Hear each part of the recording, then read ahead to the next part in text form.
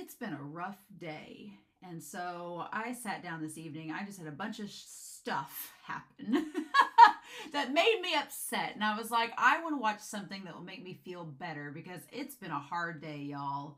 And I sat down and was like, I'm going to watch Berserk. Again, when I tell you this is my comfort anime, I am not joking. It's Romania Black. We're on episode 22 of Berserk. Things have been happening. Things have been happening. In case if you didn't know, Griffith is in a dungeon.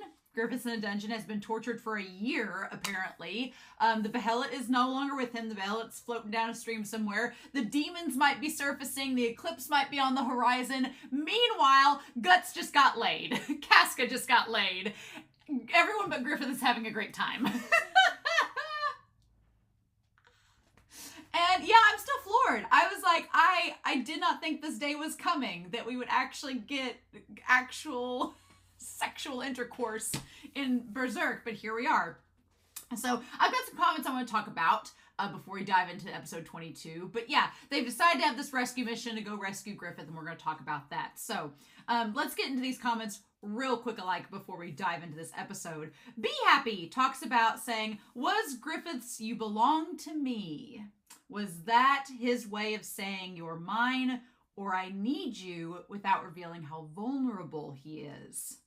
I think it very well could be. I like that. I like the idea that Griffith was saying when he said "you belong to me," you know, that there is a possession there, and the way he phrased it is like, you know, it sounds like, you know, he's the tough leader being like, "you belong to me." But deep down, it wasn't Griffith's way of saying, "I need you." Casca seems to think so, because she's like, "Guts, Baka, why'd you not get this? You know, why did it take you so long?" But here's my thing.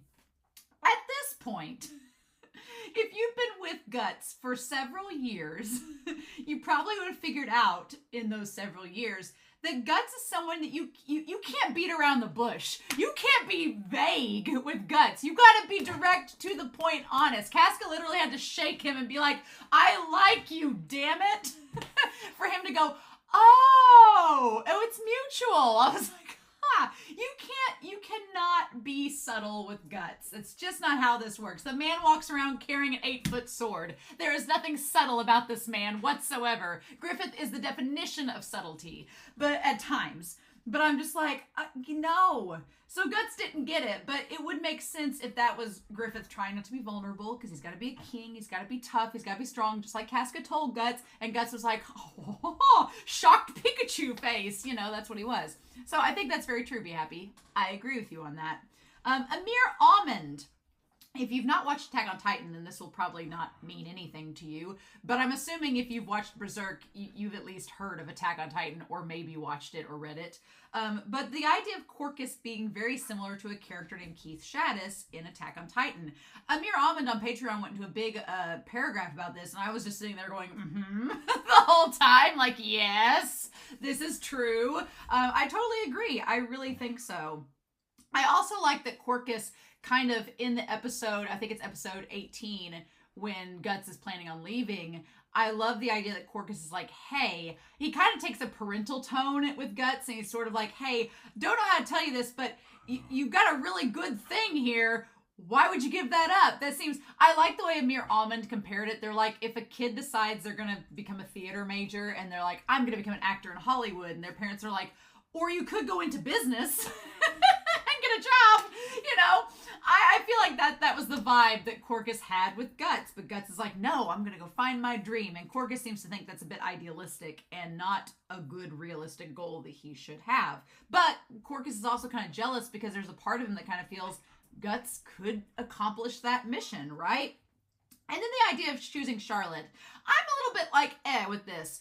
I do like Mir Almond suggesting that Griffith went to Charlotte because in Griffith's mind, he could justify being with her because he could spin it as it's all a part of his quest to become king. He could say, oh, well, I'm just securing my relationship with her. I don't know if I necessarily agree with that, because I think Griffith realized if he was caught with her, it was not going to be good. I think he realized the moment he woke up and she was on that big ass pillow that's amazing, that I still want, that when he woke up, he was like, shit, I did something bad. I can't spin this. It's going to be bad no matter what.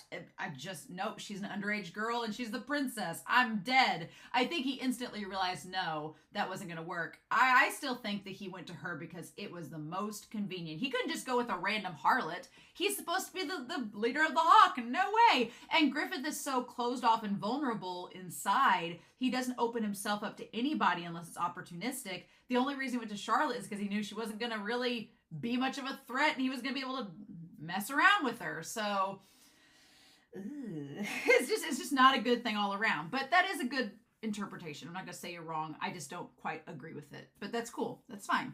That's why we're having these conversations. And then Renaissante, the idea of Griffith in episode 18 saying, telling Guts, do you think I'm vile and cruel? I think that's going to come back in this episode or next episode, whichever one we rest Griffith in, because I think that idea where Griffith believes that he's vile and cruel, and he asks Guts, he's like, do you think that? And Guts is like, no, we're just bros. But then he leaves. And so I'm wondering if Griffith this whole time has been like, well, was I wrong? Did Guts really think I am cruel and vile? And that's why he left and that's why he's not with me? Meanwhile, Griffith is completely blinded to the idea that Guts could possibly want something for himself. So that's so fascinating, and I want to see if Griffith, calls Guts out and he's like, did you leave because I'm cruel? And Guts is like, no, I didn't. What are you talking about? Also, I like the idea that it's a moment where Griffith, according to Renaissante, says that he opened up his vulnerabilities and insecurities to Guts and trusted him, and then Guts left. So, of course, Griffith feels betrayed. So, I don't feel like Griffith's going to react very well to this at all. He's had a year to stew about this breakup. I don't feel like it's going to go well, but I could be pleasantly surprised, but the writing onto me is on the wall of this is not going to end great, right? And then finally, Zion Kim talked about Guts being, I really like this. I teach English.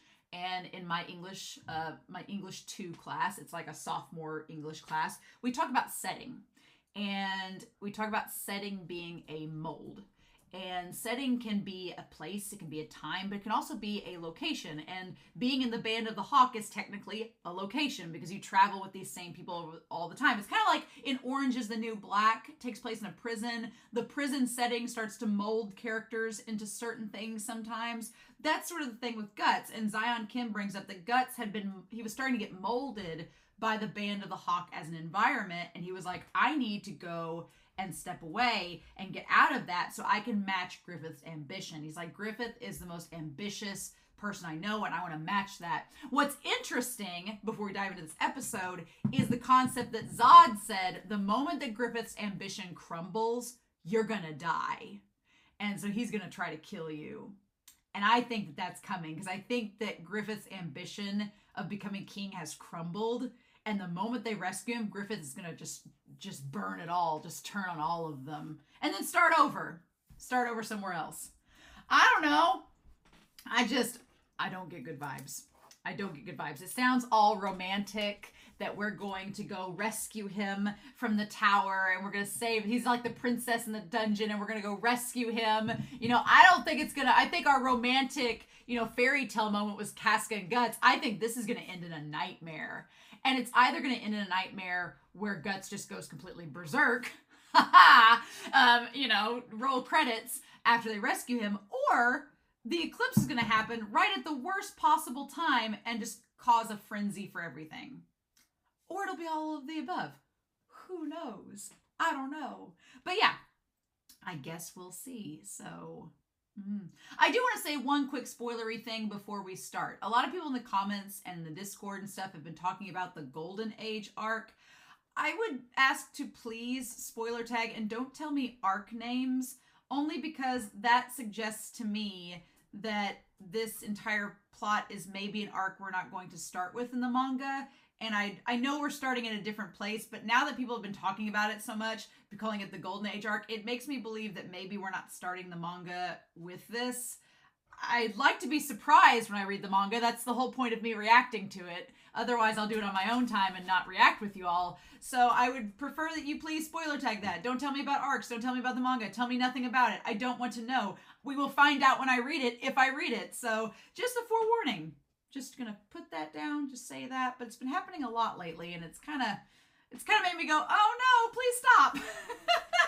And I want to try to be polite about it, but I'm like, please, I won't read it if you all tell me what happens. So anyway, that's all I got. I've talked for 10 minutes. I'm ready to go. So I'm going to hope that my dog stays down. That'd be great. Go lay down.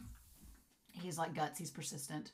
And we'll just go from there. So in any case, I hope you all enjoy this reaction discussion. I'm super excited, but we're not going to waste any more time. We're going to start Berserk episode 22. And we're going to do that here in 3, 2, 1. Let's put our glasses on and nothing will be wrong.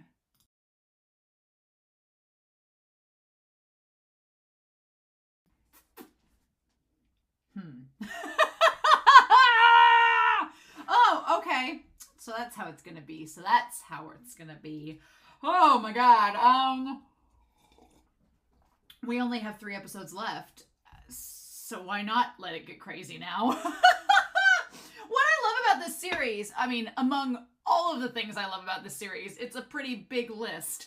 But one thing I really like is that in the very first episode, you know, we knew that there was going to be some kooky, crazy fantasy shit go down. Like, we saw the Thief Lord be this giant snake man, and it was kind of like, whoa, this is weird. And then, very smartly, in a very smart manner, the show suddenly pulled way back and said, okay, that was really crazy, right? What if we just strip this down to the bare bones, start from the beginning, be super realistic, super medieval fantasy, let's just go. Nothing crazy, nothing too fantastical, just very realistic. And it's been doing that. I mean, there's been like little hints along the way, like Judo talked about fairy dust, there's been the Behelit, there's been like Zod, there's been things hinted at that were kind of fantastical along the way, and you were like, oh, this is kind of crazy. But nothing outright ridiculous like this. And now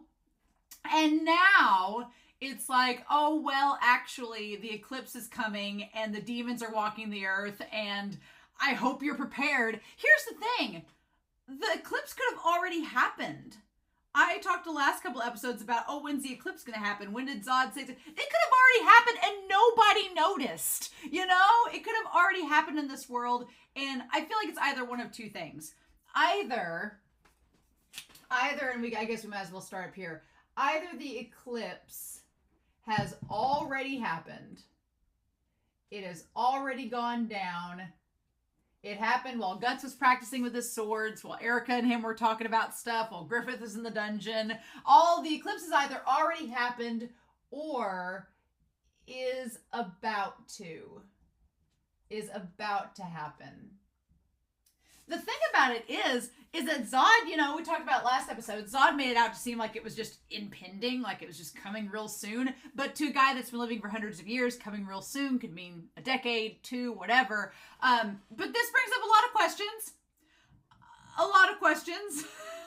About Griffith, about him, about his origins, about lots of things. And here's my thing. I feel like I've theorized some on this channel with Berserk, but I've not gone into like super crazy theories. I feel like most of my theories have been restrained in the realm of possibility, right?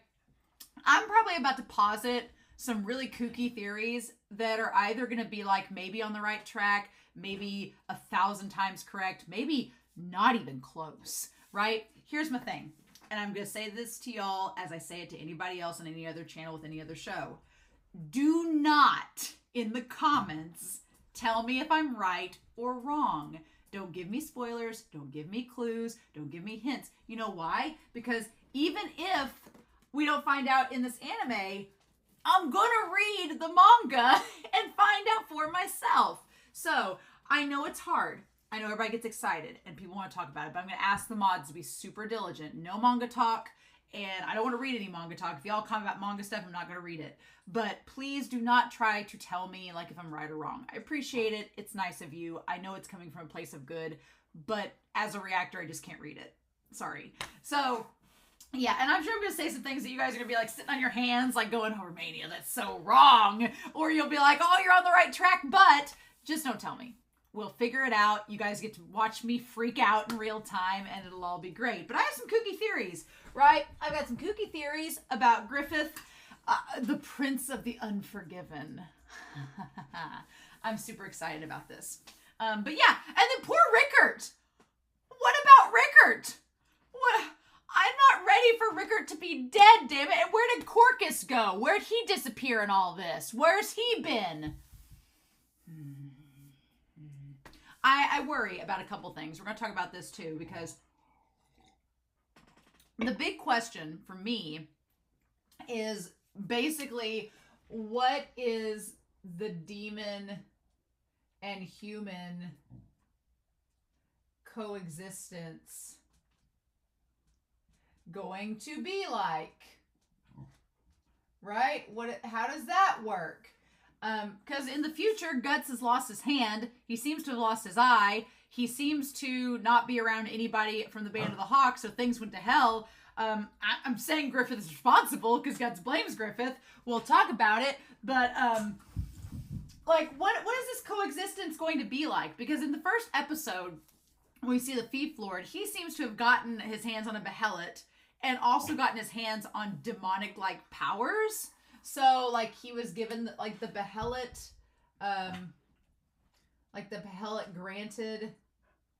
granted the ability to coexist, or maybe, like, to even merge with demons. Is that even a possibility? Like, could he merge with the snake demon because he had the Behelit? Is that a possibility? Or is it something where, like, the demons... Is it something where the demons, like, fuse with humanity in order to gain power? I mean, for the demons, it's no sweat. The demons are like, we don't care if we fuse with humans. I mean, we're going to eat them otherwise. Who cares? But I could see humans maybe... like the Thief Lord trying to be like, well, in order to survive in this new world that's inhabited by demons, you have to become part demon yourself. It's kind of like, in order to fight monsters, you have to become a monster. So it could be this possibility that the Thief Lord was like, hey, I'll fuse with you if you'll give me power. And the snake was like, I mean, what have I got to lose? They don't have anything to lose. So I've got some theories about that. I have like 3 main theories about the whole demon/human merger that could happen, and what that means for our crew, right? But yeah, what the fudge? Some of it's hopeful, some of it's like, oh, we're in trouble. We're in danger. My brother told me a few weeks ago, he was like, you're in danger. And I'm like, oh no. So yeah, this is why can't authors let characters screw and not face plot repercussions? Why can't our characters just have intercourse in peace and not have to suffer the consequences? Why are there consequences? It's like, no wonder nobody in Japan wants to have babies. Because you've made all these horrible situations happen. That was insensitive. I'm sorry. I'm not going to talk about it anymore. But I would feel the same way. I'd be like, oh, if I watched all these series where anytime you screwed, something bad happened, I'd be like, well, I think I'm fine. Damn it. Okay, so I have a theory. Theory time. Theory 1. I think this gnarled hand holding the Behelit is Griffith's hand. I think this whole time it's been Griffith holding the Behelit. I really do. I think it's Griffith holding the Behelit. It's either that or whoever told Griffith they'd meet again in another world. Let's talk about this. So the gnarled hand. I feel like the gnarled hand from the opening is either Griffith's, because we saw an image of Griffith's hand in the dungeon cell that looked gnarled like that. Like it was so emaciated, it looked like that. It's either Griffith's hand, or it's the hand of the voice that said they would meet again. Whatever that amounts to. Whatever that amounts to, don't know. It could be kind of freaky. Anyway, yeah. So I don't know. It'd be fun.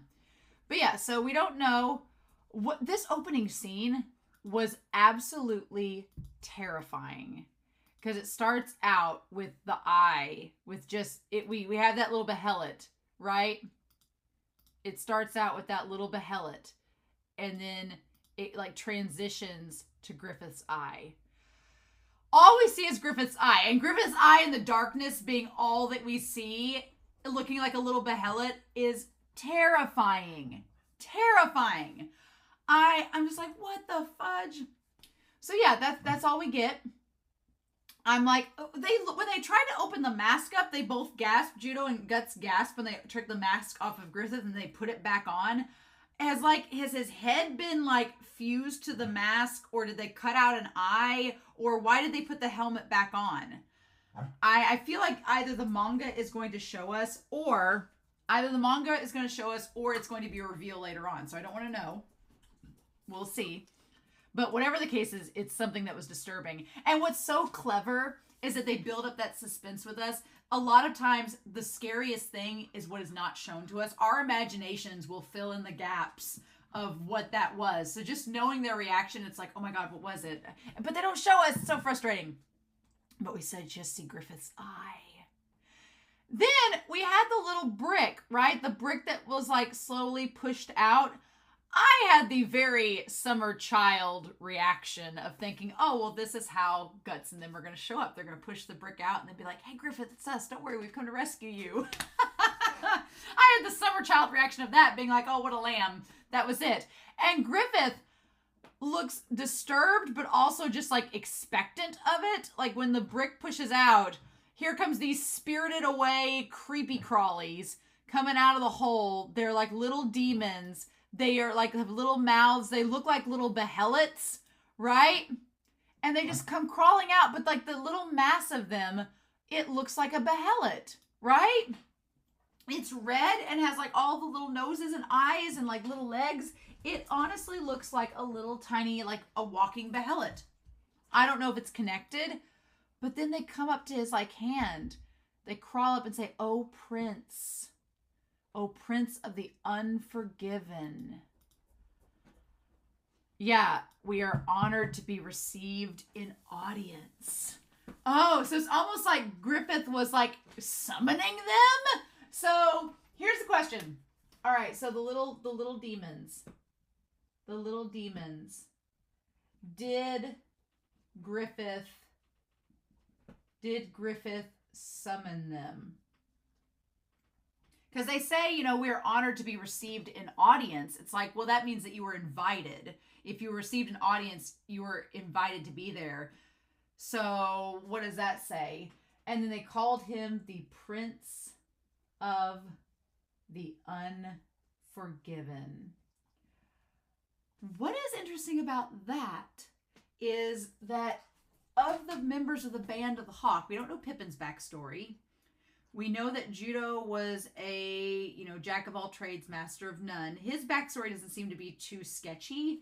But like Corcus, for example, Corcus was the leader of a bunch of thieves, and then he wasn't, and he ended up in the Band of the Hawks. So perhaps Corcus was unforgiven by his bandmates and was banished and ended up with Griffith. Judo could have been unforgiven by a group of people, like maybe by the fairies that he stole the dust from and ended up there with Griffith. Pippin we don't know about, but Guts very much falls into that unforgiven category. He was a mercenary that, we had his pseudo father figure with the Hound. Basically, I've even forgotten his name at this point, but he pretty much didn't forgive him for taking the life of his wife. So Guts was unforgiven. Casca, was she unforgiven? I don't know about that necessarily, but I feel like a lot of the members of the Band of the Hawk, Guts included, were unforgiven. And Griffith kind of became a sort of leader, a rallier, and somebody to represent that group, kind of like a prince, like a king. So these demons are calling him basically a prince, which is funny because Griffith is trying to become a king in the human world. He's trying to become a king in the human world. So then they say, and they like grab his finger and they kiss it. I thought they were gonna like try to bite him and like infect him and get inside his body like a parasite. That's what I thought was gonna happen. But no, they just kiss his finger, like he's held his hand with the rings to them, and they've kissed it. And Griffith just stares at them. And now we know Griffith has no tongue. He has no tongue. For now. He has no tongue for now. Again, we're going to talk about that. That, yes, he has no tongue. And then from the inside, we got like all Twin Peaks up in here. We just got like, even though this looks like the inside of Labyrinth, this doesn't look like Twin Peaks. We just went into like another dimension. It feels like we went into the Black Lodge, like just right now. But this concept where he looks inside and sees these like, it's like upside down. There's all these there's all these doorways and windows and arches. And then what we see is we shall meet again in another world. And so from there we see 4 shadows. Okay? We shall meet again in another world. There's these voices talking about meeting in another world. And we see someone that looks like Medusa. We see someone that like has a cape. We see one that's like this weird decapitated head. And then we see someone else in the shadows. What I think this is that these 4 individuals are the 4 demons that were making a bet with Guts in the beginning of episode 1 when Guts is in the tree and remembers these demons. I think he remembers the person with snake hair and like somebody with a bald head, which is what that looks like. I think it's whoever they are. I think that that's the ones that made the deal with Guts, right? And try to put him under their control. Are they in cahoots? Are they in cahoots with Griffith? Or is like the woman with the Medusa hair, is she the queen that was killed in the fire? Are these the 4 people that were like that Griffith has killed to make his way up the ladder, and now they're demons from hell and they've come back to haunt him? I don't know. I'm just going to throw these things out there, right? Whatever the case may be, they talked to him about meeting in another world, that they were going to meet him again. So there is this idea that maybe were Griffith and Guts potentially like demons that were reborn as humans? Possibly. And Griffith is slowly like, have the demons caught up and found Griffith and been like, oh, Griffith, you are a prince of darkness, and we've been looking all over for you, right? And we finally found you. You were reborn as a human, and now we've come back during the eclipse to find you and make you our king. Here's my fear. Here is my fear. If that is the case, I won't be surprised if Griffith and Guts were like reborn from demons into humans, and they've been fated to meet since the dawn of time. They've been lovers that were transversing the stars to meet once again in another lifetime. Won't be surprised. Will fangirl. Will have all the things about it. But here's my thing. He has said from the start that his dream was to become king. Like it was his birthright. Like it was his destiny, right? That this was his destiny. What if in a past life he was like a demon king or a prince and he was reborn in the human world? And my fear is that now that according to Griffith, Guts has ruined his chance to become, we'll talk about that, to become king of the human world. What if he decides to like embrace the idea of becoming like a demon king? What if he's like, well, I can't become king of the humans, so I'm just going to take my rightful place as king of the demons as it's always been? What if that's the case, right? What if that's what ends up happening? That he's so disillusioned that he's like, I don't want to be king of humanity anymore, but I'll become king of these demons and rule over humanity. That would make a lot of sense with episode 1, because everybody said that since Griffith became king, things are bad, and they were like, oh, don't talk about it. What if that's the case, that now in this world, post-eclipse, that the humans and demons have to coexist, that Griffith is king, and Guts is like, the fudge? What if that was the case? What if that's what happened, right? That his ambition to become king of the human world crumbled, and he decided to take up this mantle instead. I also think that maybe if that's the case, and they're talking about, I don't know, if the gnarled hand doesn't belong to Griffith, then what if it belongs to like Griffith's father or something? What if Griffith's father gave Griffith the behelit, or made it to where the behelit would find Griffith and be like, if you take this, it's going to lead you back to me one day. Or I'm going to make sure that you take this behelit with you and it will be a sign that you're mine, you're my progeny. Or if Griffith got a hold of it from a fortune teller like he said it was just fate that it got back into his hands. And it's all been leading up to these moments here. I don't know. I'm just throwing stuff at the fan, seeing what sticks. But I'm wondering if this gnarled hand at the beginning, now that we know Griffith has a tie perhaps to the demon world, if it's like his dad or something, and he was like, this has always been your birthright, you have no control over it, blah, blah, blah. I don't know. It's creepy as hell, though. We are your kin, it says. Yes, we are your kin. So yeah, Guts is a demon. Or no, not Guts. Griffith is a demon. I mean, Guts could be at this point, but Griffith is a demon. And then, yeah. And then that's all we get.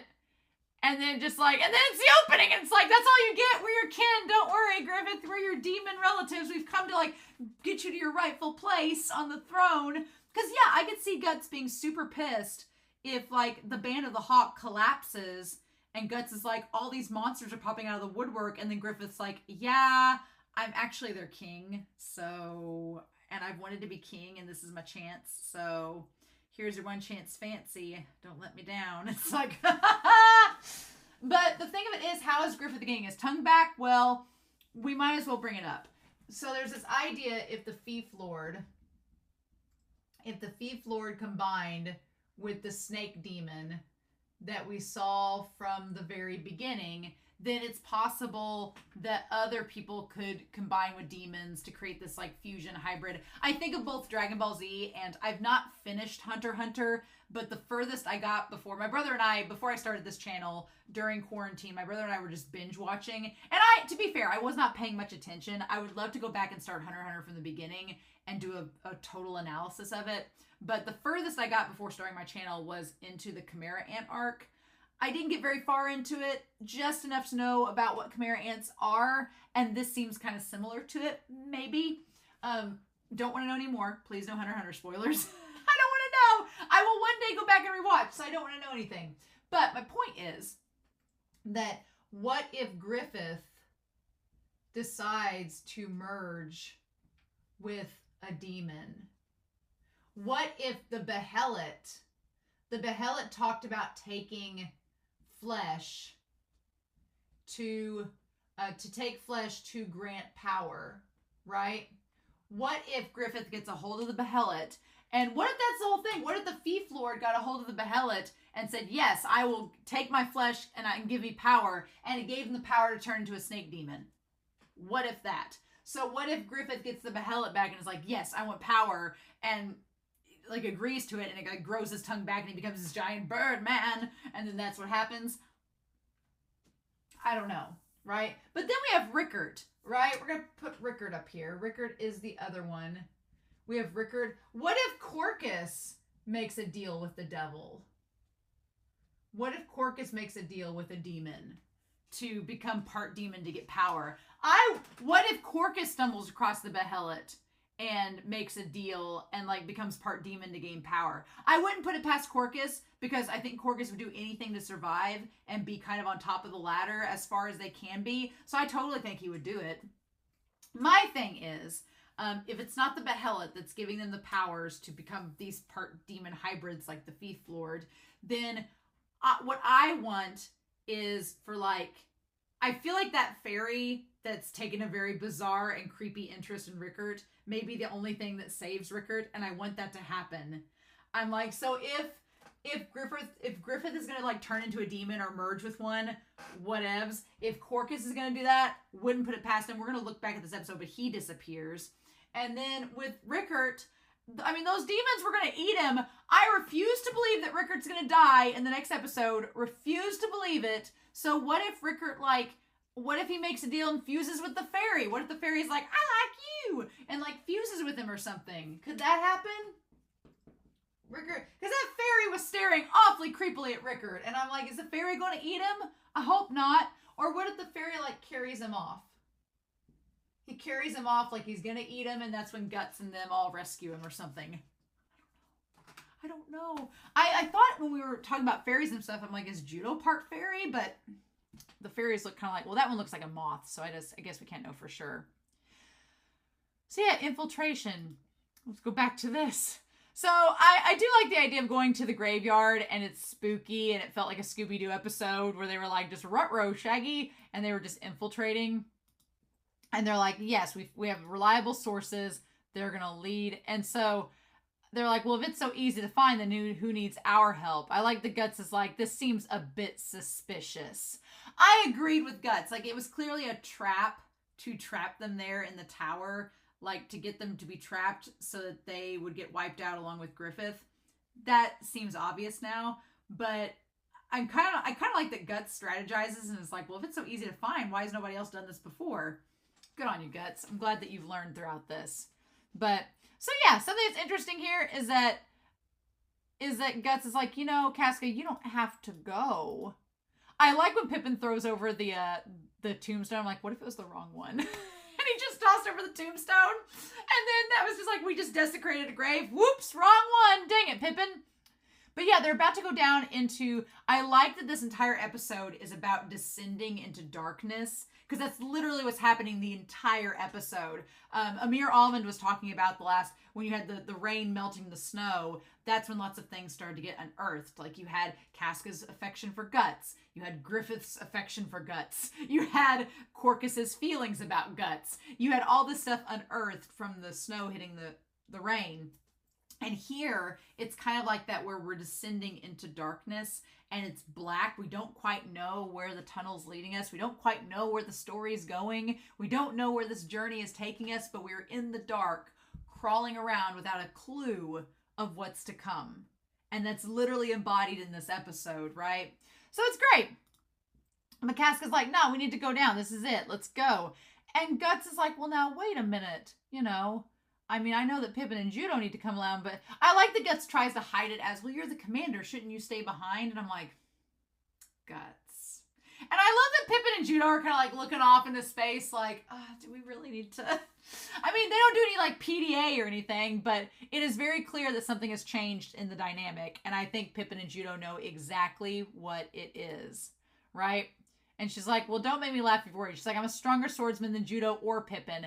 Quit trying to be worried about me. It's not working. Get your act together. I like that Judo and Pippin just kind of look at each other like, did we miss something? But I do like that Casca is not deterred. She's like, you know I'm going to go get Griffith. Just because I like you, just because we had sex, does not mean I don't care about Griffith. It does not mean that you don't care about Griffith. We're both going to go get our friend, bring him back. And she's like, don't bring your personal feelings and obey your commander's orders. And Guts does it, and she like looks over and she's like, remember, I can still cover your back. She's like, I still got your back. And I want to make a very dirty joke with that, but I'm going to be classy and restrain myself. And Guts like looks over to Judo and Pippin. They're like, they're both thinking it too. Everyone's minds are in the gutter. Why are we surprised? Whatever. I'm glad the show can poke fun at it and I love Guts being like his face is so cute. So yeah, she's like, let's go. And so meanwhile, during all of this, as we descend into the darkness, Guts starts thinking about things. Good for Guts. And so what he starts thinking about is about Griffith.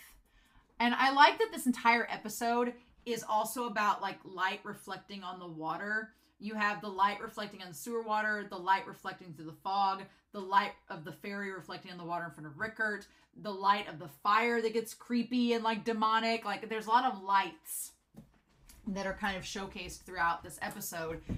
It's interesting. So as they're running along, Guts starts thinking about Griffith. And so I want to kind of compare the two trains of thoughts about each other, because they are about each other, right? So on the one hand, we have Guts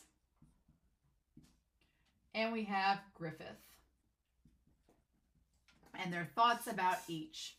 So here's what Guts is thinking. Guts is like, okay, Griffith, you were always looking up to the sky. So he talks, so it's like Guts about Griffith is what this segment is called. He talks about you were looking up to the sky. What else does he say? He said you were always looking up to the sky to climb higher, to soar higher. That's all you wanted to do, was to soar and climb higher. He's like, you were this dazzling figure, right? And he just sees him in this beautiful light on top of his horse. And he says, you were a hawk flying alone, reaching the highest point. I like that comparison, saying he was a hawk that was alone at the highest point. Because, yeah, he's basically like, you were always flying solo, and you were always higher than all of us, right? And he's like, that's right. It's like you were always watching from above. Oh my God, like the hand of God that they're talking about. Like, is it like a hand of God from above? Oh, okay. Oh no. Okay, he's like, oh, you were always watching from above. What if it's not? What if Griffith was the demon that's the hand at the beginning, and then was like reborn into a human and forgot everything, and like just had the Behelit with him from the start? Oh no, I don't like where this is headed at all. He's like, you're watching us from above, never here on the ground with the rest of us, saying he was not on their level. I will say, if anybody's going to complain about the animation, now's probably the time, because the animation of Guts running is a little bit hokey, but I'm forgiving of it. Calm, cool, and always on alert. So yes, calm, cool, on alert. Like, Guts just has this very, very pragmatic painting of Griffith. And then but as he says that, then we have, Griffith being casual and warm and inviting. He says he's calm, cool, and alert, but then you juxtapose that instantly with Griffith being like, oh, well, do you really need a reason for me to protect you, or for me to decide to lay my life on the line for you?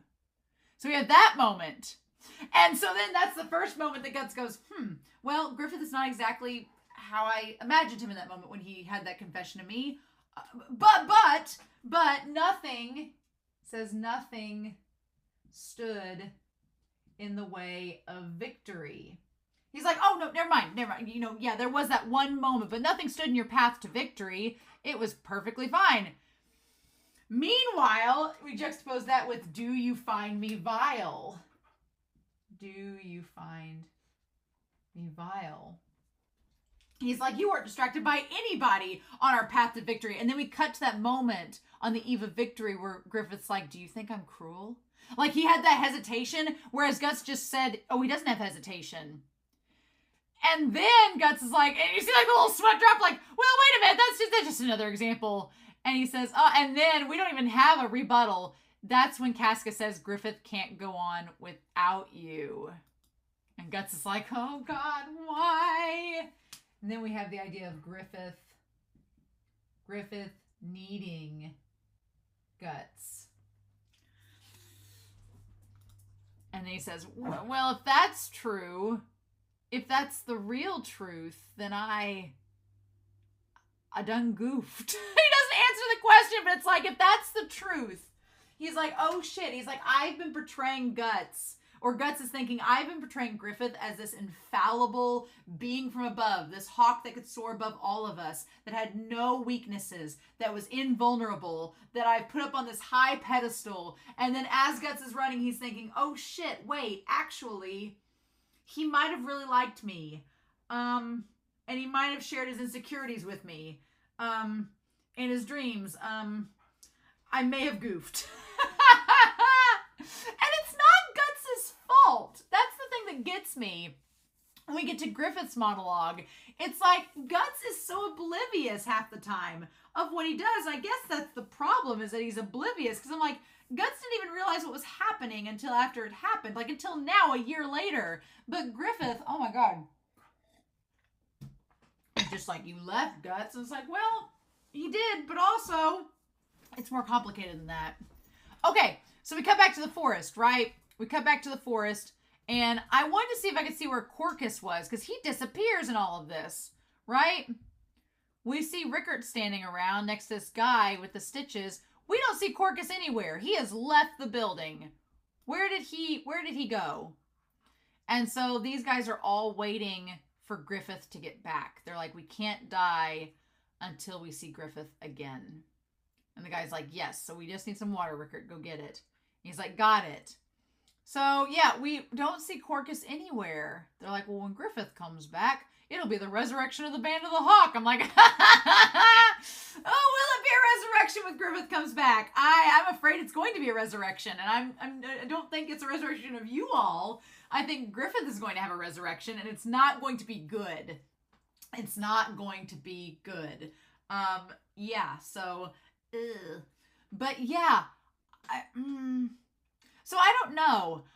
Okay, if we talk about Griffith, I'm getting distracted, but I'm just thinking as we're going through this episode, those four that were like, we will see you again and we're your kin, why would they want to help Guts by giving him the brand to go after Griffith, unless they aren't trying to help Guts, unless they're torturing Guts, and that's just part of it, and they're torturing him because of what he apparently did to Griffith, or it's either that, or maybe the demons, they don't like Griffith, and they're like, actually, we'll give you this power because we want you to get rid of Griffith, because he was once our kin, and he was from our, it's like a Hamlet Shakespearean thing. They're like, he was part of our kin in the demon world, and now we want him out of the human world, or whatever. I'm curious to see where this goes. But yeah, you don't know where Corcus is at all. He's just like disappeared. And poor Rickert's like, oh, everything will be wonderful when Griffith comes back. Everyone's in good spirits. Griffith will be back soon. As long as he comes back, then we're fine. And I'm like, I don't know if we want Griffith to come back. I'm not so sure about that. But then Rickert sees the creepiest mofo on the water, this fairy. And I think my reaction would honestly be what Rickert's is. Rickert's like, what? I'm like, he doesn't yell. He just kind of stares in terror. I think I would react like Rickert and just be completely shocked. And yeah, this little thing like flies above. It looks like something out of Legend of Zelda. And he's like, oh, and it is like a little fairy. It's like a moth. He's like, it's a fairy. And yeah, it just zooms around. And Rickert's like, oh, I did see it. He's like, I saw it. There's no doubt. So I thought that maybe fairies were like somewhat common, but apparently not. That makes Judo getting the fairy dust all the more curious and suspicious. Like, where did he get this fairy dust? How did this come about? But yeah, the moment we hear the screams and stuff, I'd been like, nah, I'm gonna go away. I'm like, Rickert walks straight into the enemy den. I'm like, what's he gonna do? He can't fight. He's like, all we needed was a little more time and Griffith would be back. He's like, we can't let them destroy us. Not now. Oh, I'm like, yeah, everything going good is suddenly not good. And it's just like Guts leaving was the catalyst of it all. And I'm like, Guts, why couldn't you stayed like a little bit longer? So then, yeah, this part's terrifying. Everyone's dead. There's a monster with a face and a mouth that looks like some Lovecraftian horror shit. Like, oh, hell no. It is disturbing. And so then Rickert not only sees that, but like it eats that one guy entirely whole, and Rickert's like, shit. And he's like, this can't be real. And then he turns around, like steps in a river of blood that is coming from the pile of bodies that have been scooped up by these, like, there's like 3 demons there. There's a praying mantis, there's like a bug, and then there's this like crab thing. And they're all eating like the pile of corpses. Nope. And yeah, Rickert's like, oh my God. And then he looks up and sees the fairy. This weird This weird lady fairy. This lady fairy that has 2 arms, has boobs, and is given Rickert the side eye.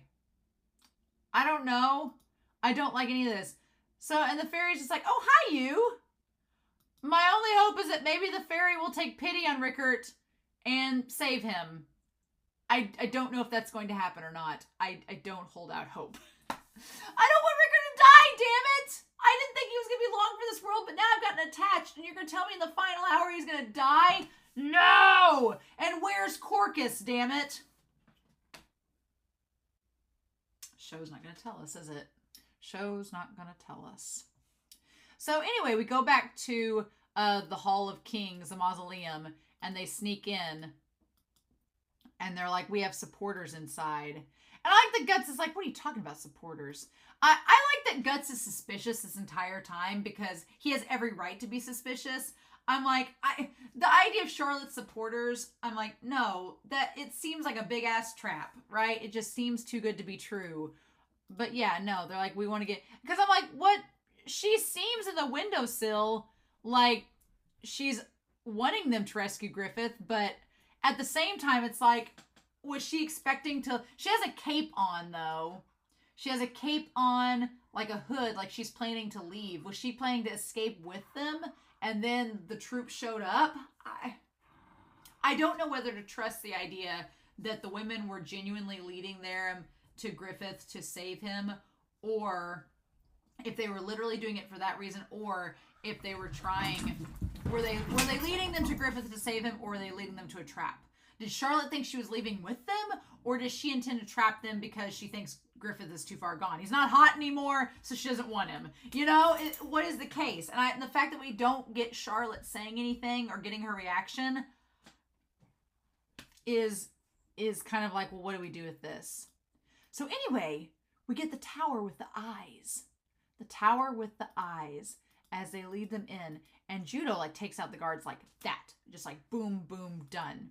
And so they go up there, get the keys, and they go. And what I love about it is it's this big spiral. It's like going down the levels of hell in Dante's Inferno. We're just like going deeper and deeper into the darkness, to the pit of hell, to the lowest level of hell, the lowest circle. But the tower has eyes on it. It almost feels like Griffith is looking at them through the eyes of the tower, right? Because we have them like, he says, darkness. True darkness. Like Griffith gets his monologue now. Guts has had his monologue where he's like, what's fascinating is now we have, when Guts talks about Griffith in his monologue, Griffith is soaring in the sky. It's pristine. It's crystal. It's dazzling with light. And that's how Guts views Griffith, as this dazzling hawk that's soaring above them all on the highest of pedestals, nigh untouchable, right? And they're just lucky to be in his presence. When by the end of that monologue, he realizes, oh, I might have been wrong about my friend. Ugh. Meanwhile, you have Griffith that starts out true darkness. True darkness with no light. What a way to start a monologue that's a complete contrast of what your friend thinks of you. How about that, right? Starts out that, and we see the ripple of the droplet of water. How long have I been lying in this darkness? And he talks about how it seems like an eternity and yet a fleeting moment. So he's like, he's been lying for a moment and eternity. Which, yeah, if you were tortured every day for a year, you would lose track of time. You would lose track of how long you'd be there. If you're being visited by creepy, crawly demon things, you'd probably lose a little bit of sanity too, right? Probably. And so he says, I feel nothing. And he's like, as if my body is floating in space. So he's numb, right? He's numb. And it's obviously from the torture, like his body is so emaciated and he's been trapped inside of that helmet and everything. Like that helmet, it looks like a little moon just there in the darkness, like the only light reflecting off the helmet. Yeah, like he just can't feel anything from all the torture. As if my body is floating. Have I managed to preserve my sanity? That is the big question of the day. Have I stayed sane? That is going to be the big telltale sign. And I think him seeing Griffith with seeing Guts with Casca at the end was like, oh no. I think that was the last straw. That Guts is like, then Griffith is like, you two, while I was suffering, have been canoodling. Excuse me. No. Or has it already been lost long ago? And if it was lost, was it long ago? Was it did you lose your sanity when Guts left you? Did you lose it before then when you first met him? So the thing about it is, he's like, and yet, here in this empty, hollow world, one thing is clear in my mind. And then we see Guts, right? Him alone. The only thing clear to him is that Guts and Guts alone. Nobody else but Guts could do this, right?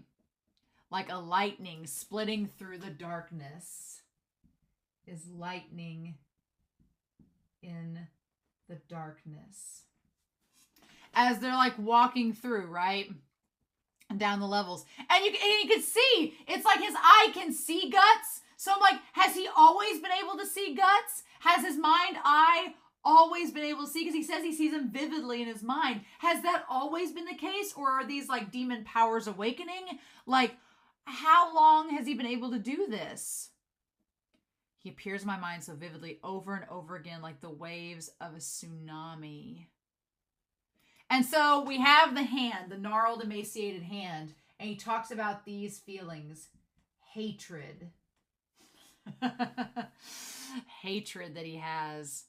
Friendship. Hatred. Friendship. Jealousy. Frustration. Jealousy. Frustration. Yep, let's go through this. And then helplessness. Affection. Oh my God, this list. We're going to go through it. Helplessness. Affection. Oh my God, y'all. Sorrow.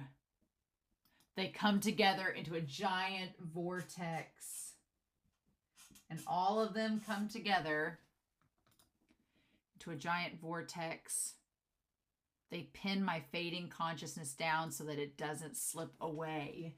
They hold my consciousness and keep me alive. We're going to talk about it here in just a second. And so that it doesn't slip away. The one who caused this, my confinement in this darkness. So it's like the irony is that you have Guts. You have Guts. And he is, to Griffith, he is the cause of his confinement in the dark. Which, as we just get to see his eye, like he can't talk anymore, right? We don't know what his nose or anything else looks like. But he's like, he is the one, and he's now my only chance at survival. My only chance at survival. As he watches Guts coming towards him.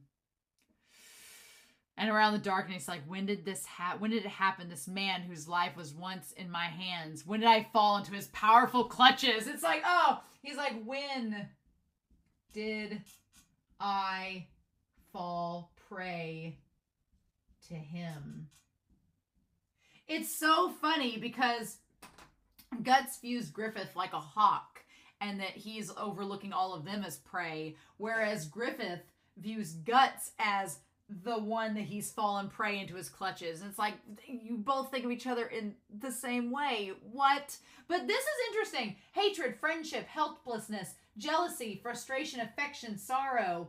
Those are all different emotions that throughout the course of this series, Griffith has been distanced from, right? And Griffith himself has distanced himself from.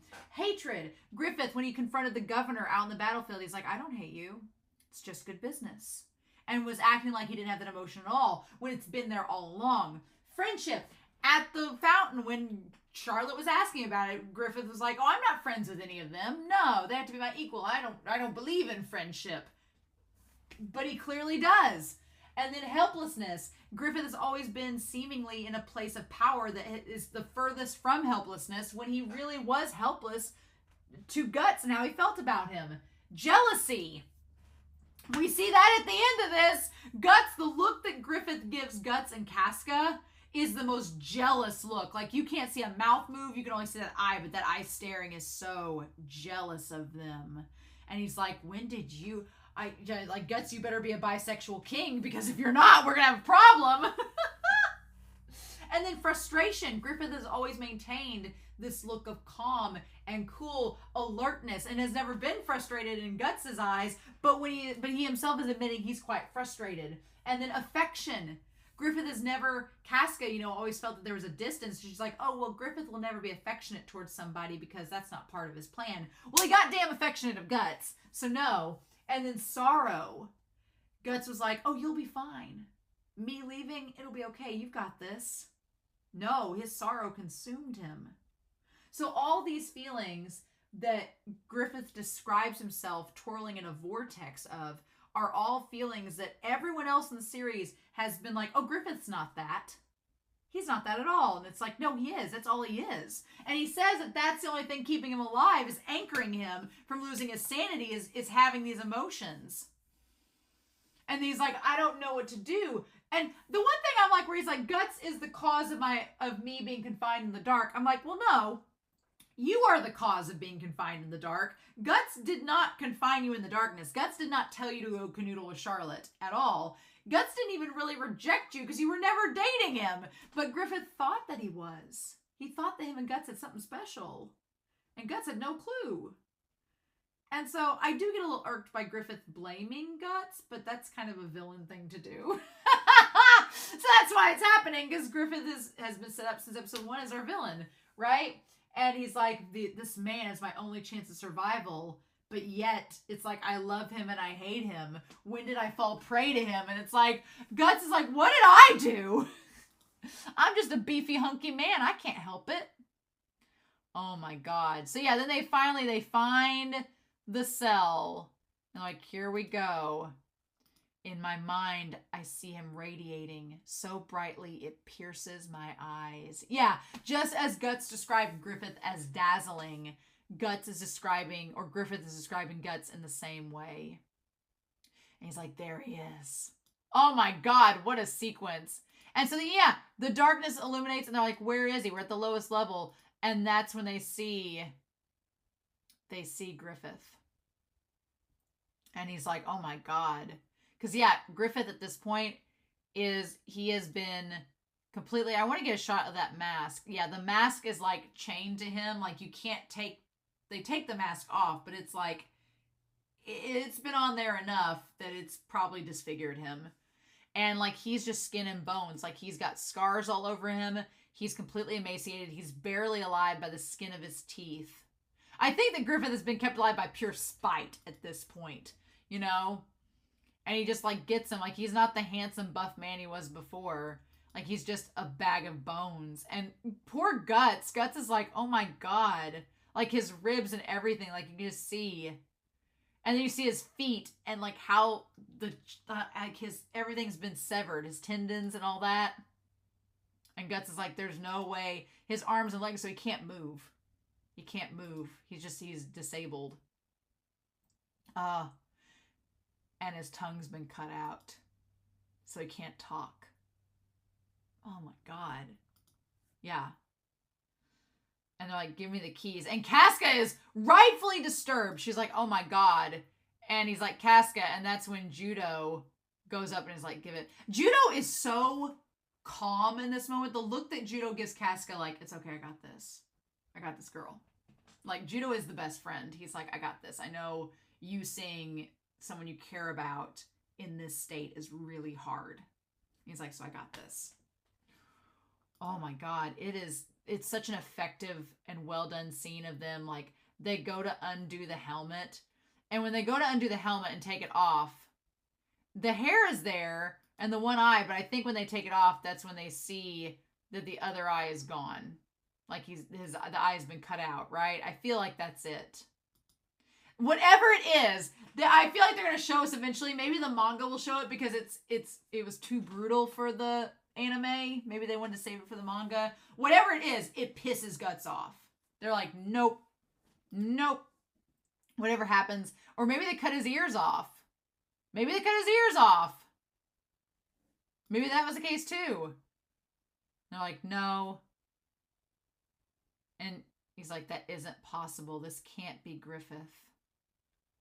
Oh, like, we can't see anything but the helmet. And they're like, this can't, like, I feel like they cut his ears off.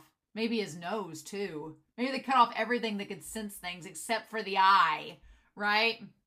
Because when the eye opens up, it sees Guts looking at him. And he tries to say his name. Yeah. And Judo's like, okay, he's alive. And him, like, raising his arm as, like, Guts is cradling him in his arms. And he, like, lifts his hand up to, like, and he grabs at Guts' throat. Which is what's so insane about this scene. I guess his nose is still there. But what's insane about this scene is that, well, no, maybe both of his eyes are there. Because you see both eyes on either side, unless it's a continuity error. But, when he grabs for Guts' throat like he wants to choke him. And it's like, I don't feel Griffith is going to be very forgiving of Guts. I don't see this going well. No. Not well at all. Because, yeah, he grabs at his throat like he's going to choke him. But then Guts hugs him. So maybe his ears were cut off. Maybe that's what was so freaky. But Guts hugging him. Guts being like, my friend. And Griffith's just like, the fudge? Like, now you come and hug me? Because he lets the hand go down. He lets the hand go down and he clutches his arm. And Guts, like, crying. Like, it's so sad. Like, Guts crying for Griffith. Oh. And maybe Guts wasn't mad at Griffith from the start. Maybe Guts was mad at the people that did this to Griffith. Maybe that was it. I don't know. But Casca's like, well, what do we do? And that's when the guy, like, this guy thinks that he's like, these doors are made with four feet of wood. And I'm like, Guts has been chopping logs that thick for, like, the last year. Dude, you've no clue. You have no idea. Guts is literally the mountain from Game of Thrones, but with a consciousness. You know? And when he, like, skews the guy and then, like, kicks him off the skewer, oh my god, from the sword, oh, grisly. So there is a pit of darkness even below this pit. Nice. Like a pit into hell. Like, it's just the bottom of the well, the pit. Awesome. Great. Don't want to know what's at the bottom of there. Don't want to think about it. And so then, yeah, of course, the soldiers, they think that they've cornered Guts. Guts goes full Lancelot, Monty Python. I want the music playing as he's going through. Oh, my God. It's insane. I like the one guy that was like, we should run away. And the captain's like, no, and blocked the door. I'm like, he is the idiot. The other guys knew what was up. But, yeah, no. And then we have Adon Jr. sitting outside. Adon Jr. that's just like, oh, those are just war rumors. He couldn't possibly be slaying a... I'm like, it's been like 365 days. Like, what gets me is that you had Guts, who was known for his ability for years and years and years on the battlefield. It's only been a year, and these guys are already being like, oh, that was just an old war story. I'm like, it's not even been like somebody's anniversary yet. Like, what? You forgot that quickly? What was in the water with you guys? And then, no, Guts just comes out and is like, absolutely livid and is like just enraged, like, nope. And he just like destroys all of them except for the ones that run away, right? And then Casca's like, okay, you are maybe a bit emotionally compromised, but it's working. So these guys that are waiting for them outside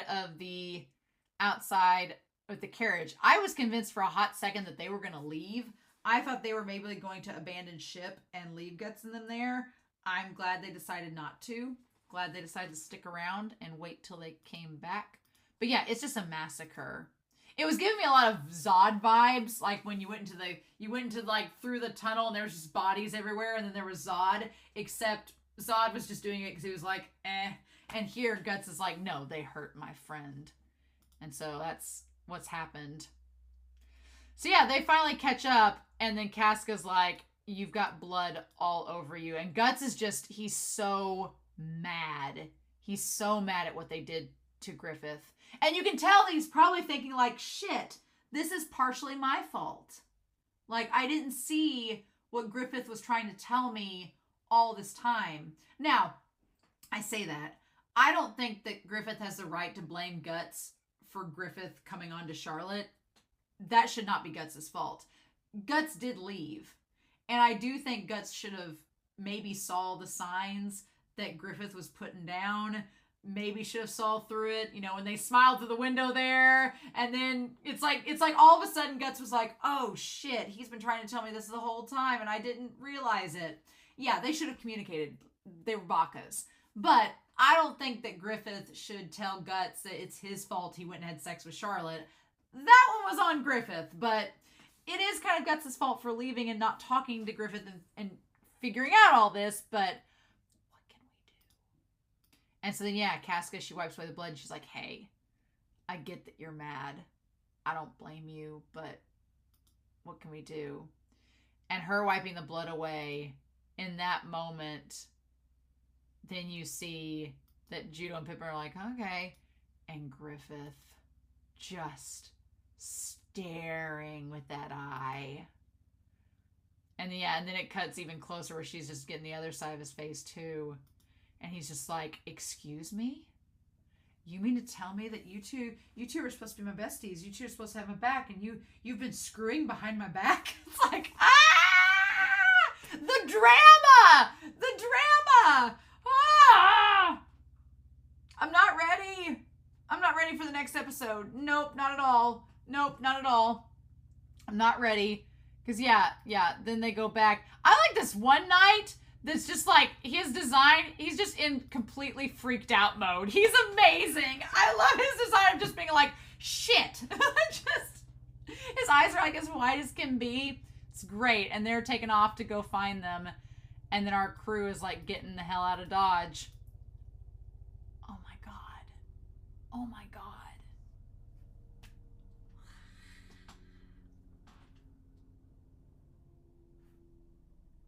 I just want the fairy to save Rickert and take pity on him. They don't have to merge. I didn't realize, when I said originally the fairy and Rickert were going to merge, I didn't realize the fairy was female until we saw its boobs literally there. And I was like, well, maybe that won't happen. That might actually not happen. I don't know. Non-binary Rickert fairy. And I don't know. Maybe nobody merges with demons at all. It just seems like there's weird pacts being made, weird merges like the Thief Lord. I don't know how this works, but we're going to find out. If we don't find out in the anime, we got 14 volumes of this at least to go through to figure it out, maybe. And that's, what is, I think the volumes are like, what, 700 pages? Are they 700 pages? Is that correct? What have we got here? I'm going to have to use my calculator because I'm not a math major. If we have 700, it's fine, guys. 700 pages of volume, 14 volumes of the deluxe edition. That's only 9,800 pages of Berserk to get through. That's only 10,000 pages nearly. What did I sign up for? What did I sign up for? This is only the beginning, and what did I sign up for? Oh no. Y'all knew I just done been had. But yeah, so I don't know. I've posited some crazy stuff here. I don't know if any of it is going to come true. I don't know where Corcus is. But I want Rickert to not die next episode. That'd be great. I don't know if that's going to happen. So, I don't know. What I do know is that I'm excited to hear your comments down below. Please no spoilers, hints or clues. But yeah, things are getting crazy. And I have a feeling it's not going to stop. So, yeah. In the meantime, I hope you all have a wonderful week. Please stay safe, take care, and yeah, I'll be back again real soon with more Berserk. Bye.